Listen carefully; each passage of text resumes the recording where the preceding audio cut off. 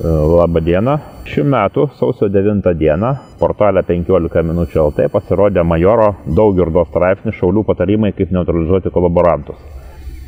Šaulių sąjungos faktinis darbuotojas, organizacijos Žalio velnio brolijos lyderis ten skatino smurtą, teigė, kad reikia susidoroti su oponentais, imtis padeginėjimo, langų daužymo, gąsdinimų, galimai iki mirties bausmės.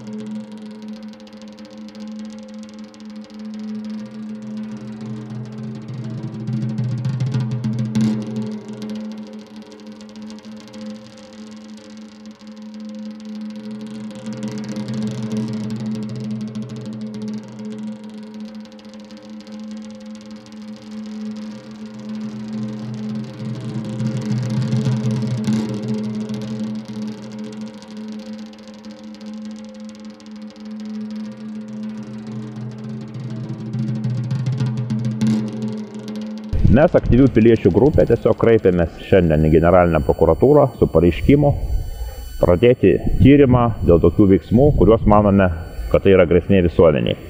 Iš tiesų, manome, kad tokius dalykus reikia reaguoti, nes jeigu nereaguosime, tai būna ir Maidanai, ir Odesos, ir sudeginti žmonės ir taip toliau.